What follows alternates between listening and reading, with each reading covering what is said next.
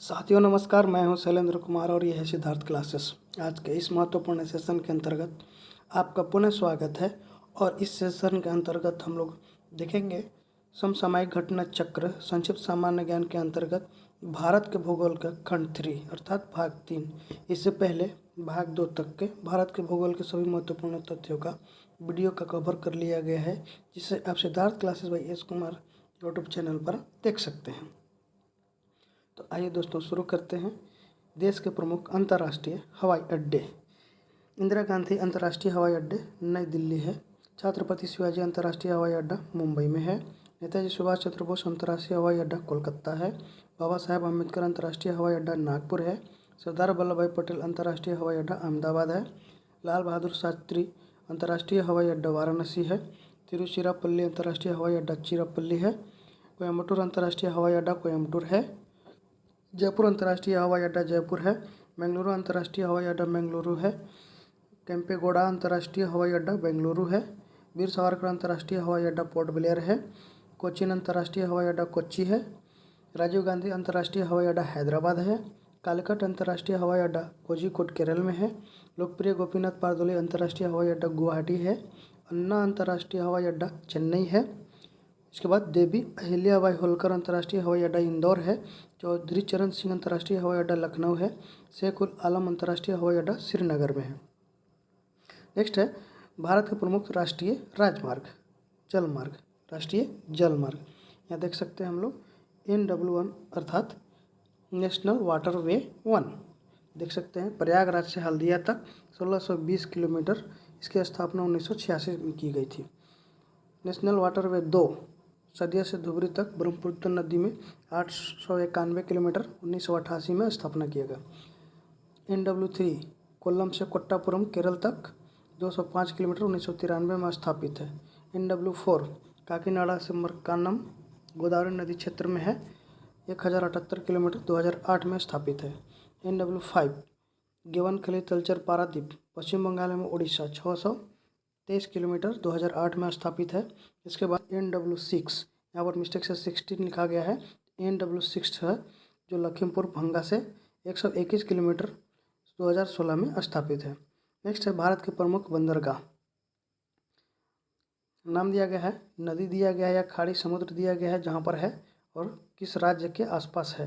यहाँ पर देख सकते हैं कोलकाता और हल्दिया बंदरगाह यह हुगली नदी पर है और पश्चिम बंगाल में है। चेन्नई बंदरगाह बंगाल की खाड़ी में तमिलनाडु में है।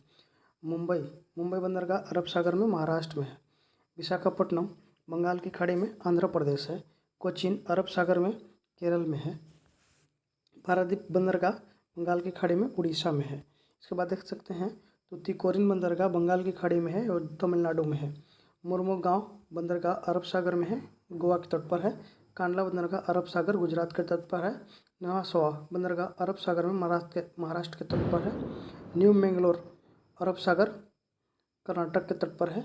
एन्नौर बंदरगाह बंगाल की खाड़ी तमिलनाडु के तट पर है। इसके बाद देख सकते हैं भारत का सबसे बड़ा जहाज तोड़ने का यार्ड अलंग गुजरात में अवस्थित है। कहाँ अवस्थित है? गुजरात में अवस्थित है। भारत के उद्योग लौह इस्पात उद्योग। आधुनिक भारत में प्रथम बार लोहे का सफल उत्पादन 1870 ईस्वी में बंगाल आयरन वर्क्स कंपनी की कुल्टी नामक स्थान पर स्थापना के साथ हुआ था। वर्ष 1907 में तत्कालीन बिहार वर्तमान में झारखंड है राज्य के साक्ची स्थान में टाटा आयरन स्टील कंपनी की स्थापना की गई, जिसे टिस्को शॉर्ट में कहा जाता है। इसके बाद देख सकते हैं लोहा इस्पात उद्योग की प्रमुख इकाइयाँ, स्थापना वर्ष और स्थान दिया गया है। तो आइए देखते हैं।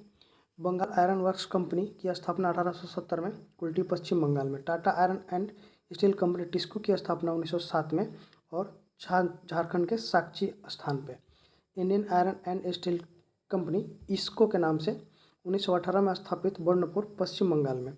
Visvesvaraya iron and steel limited BISL 1923 में स्थापित भद्रावती कर्नाटक में है। राउरकेला इस्पात कारखाना 1959 में राउरकेला उड़ीसा में है। भिलाई इस्पात कारखाना 1959 भिलाई छत्तीसगढ़ में है। दुर्गापुर इस्पात कारखाना 1959 दुर्गापुर पश्चिम बंगाल में है।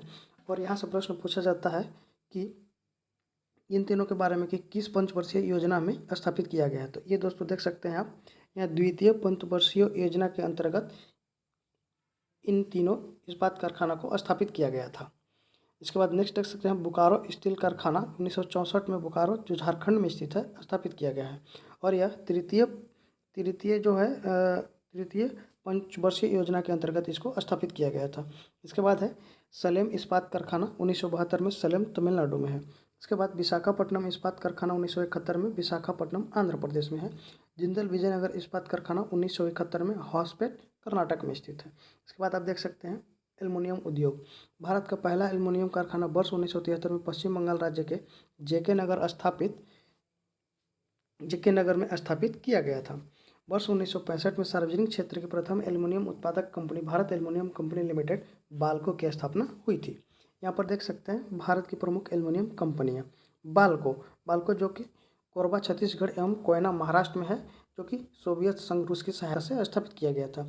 नाल्को जो है दामनजोड़ी उड़ीसा में है, यह फ्रांस की सहायता से स्थापित है। इसके बाद आप देख सकते हैं हिंडाल्को जो रेनीकोट उत्तर प्रदेश में है, यूएसए की मदद से स्थापित है। इंडाल्को जेके नगर पश्चिम बंगाल में, मुरी में भी एक तो एल्युमिनियम प्लांट है इंडाल्को का, और अलवाई केरल में है जो कि कनाडा के सहायता से स्थापित है। माल्को चेन्नई मेट्रो सलेम तमिलनाडु, यह इटली की सहायता से स्थापित है। लास्ट है आपको वेदांता जो झारसुगुड़ा उड़ीसा में जर्मनी की सहायता से स्थापित है। इसके बाद आप यहाँ देख सकते हैं सूती वस्त्र उद्योग। सूती वस्त्र उद्योग भारत का सबसे बड़ा उद्योग है। भारत में सूती वस्त्र की पहली मिल 1818 में स्थापित कोलकाता के समीप फोर्ट ग्लास्टर में स्थापित की गई, जो कि असफल रही। भारत का पहला सफल सूती वस्त्र कारखाना 1854 में मुंबई में क्वासजी नाना भाई डावर द्वारा स्थापित किया गया।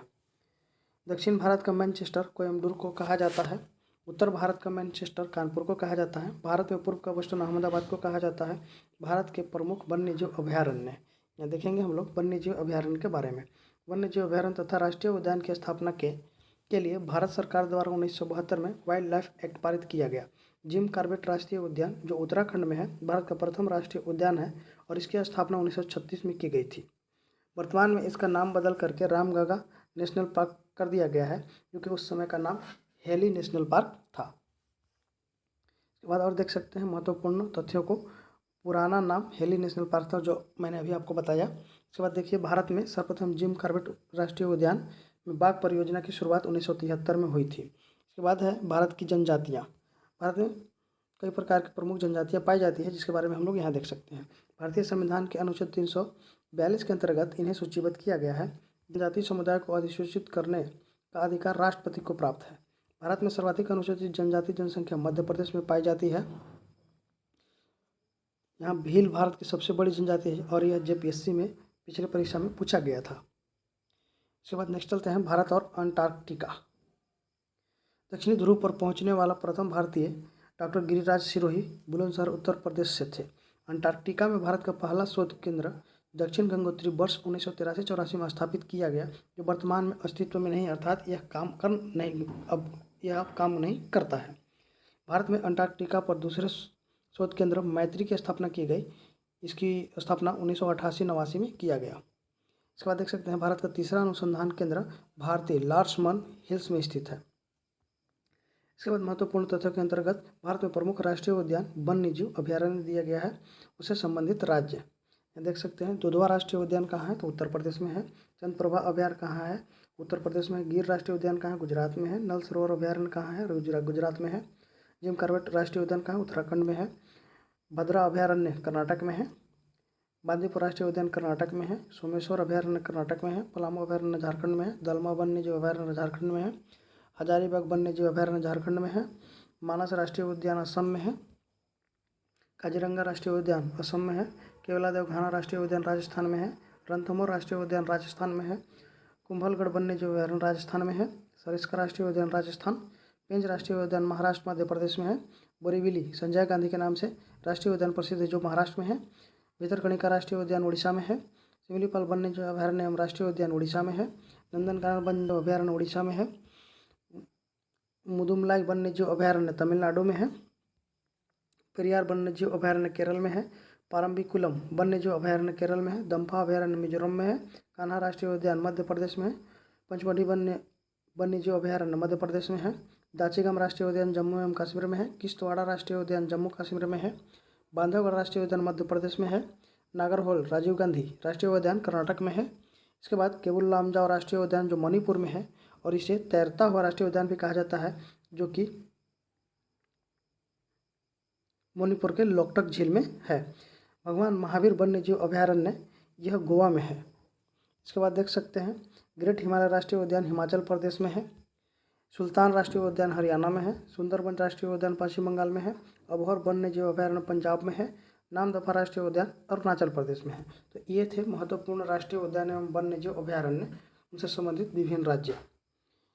नेक्स्ट है भारत की प्रमुख जनजातियों का स्थानिक विवरण। यहाँ पर देख सकते हैं स्थानिक विवरण। अंडमान निकोबार द्वीप समूह में कौन कौन सी जनजातियाँ पाई जाती हैं, इसके बारे में विवरण दिया गया है। देखें, सेंटलीज, ओंगे, जारवा, सोमपेन, निकोबारी अंडमान निकोबार द्वीप समूह में पाई जाने वाली जनजातियाँ हैं। तमिलनाडु में पाई जाने वाली कुरुम्बा, कनिकरन, टोंडा, कोटा। आंध्र प्रदेश में चेचू, कोया, गड़ाबा, लंबाड़ा, सवारा, एनाडी। तेलंगाना में पाए जाने वाले कोया, कोंद, चेचू, कुलिया, गड़ाबा। इसके बाद पंजाब में सांसी। केरल में मलयन, पुल्या, कुरुमन, उराली, कादर। कर्नाटक में पारधी, यारावा, नैकदा। गुजरात में पाई जाने वाली जनजातियाँ भील, चारण, कोली। महाराष्ट्र में पाई जाने वाली जनजातियाँ भील, धनवार, कोली, वर्ली, गोंड। राजस्थान में पाई जाने वाली जनजातियाँ मीना, भील, ग्रसिया, सहरिया, कोली, डमोर। इसके बाद हिमाचल प्रदेश में पाई जाने वाली गद्दी, गिनौर, जद, भोट, गुज्जर। इसके बाद देख सकते हैं जम्मू और कश्मीर बकरवाल, गुज्जर, मुस्लिम, गद्दी, चांगपा। ये सभी जनजातियाँ जम्मू और कश्मीर में पाई जाती हैं। लद्दाख में पाई जाने वाली जनजातियाँ बाल्टी, बेडा, बोटो, चांगबा, ब्रोकपा, ड्रोकपा, डार्ड, सीन, गर्रा, सोम, पुरीगप्पा। उत्तराखंड में पाई जाने वाली थारू, भोटिया, बुक्सा, जौनसारी, राजी। उड़ीसा में पाई जाने वाली मुंडा, खरिया, भूमिज, संथाल, हो, कोल, उरांव, सवर। झारखंड में संथाल, मुंडा, हो, बिरहोर, कोल, भुइयाँ, असुर। मध्य प्रदेश में भील, गोंड, पहाड़ी मारिया, मुरिया, बैगा, कोल, कमार। छत्तीसगढ़ में मुरिया, कंवर, सहरिया, खोन, गोंड, अबुझमारिया।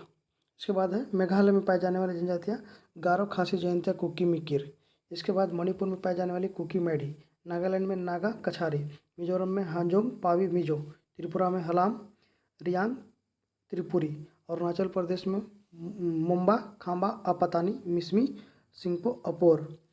असम में पाई जाने वाली जनजातियाँ गारो, खासी, जयंतिया, कार्बी, कुकी, बोडो। इसके बाद पश्चिम बंगाल में लोधा, भूमिज, संथाल, लेप्चा। इसके बाद सिक्किम में लेप्चा और भूटिया जनजातियाँ पाई जाती हैं।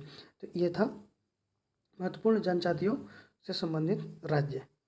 इसके बाद नेक्स्ट वीडियो में हम लोग देखेंगे भारतीय अर्थव्यवस्था के महत्वपूर्ण तथ्यों को। इस सेशन में अंत तक बने रहने के लिए आपको बहुत बहुत धन्यवाद। इस चैनल पर अगर आप नए हैं तो चैनल को सब्सक्राइब करेंगे, लाइक करेंगे, शेयर करेंगे। मिलते हैं नेक्स्ट वीडियो में, तब तक के लिए नमस्कार।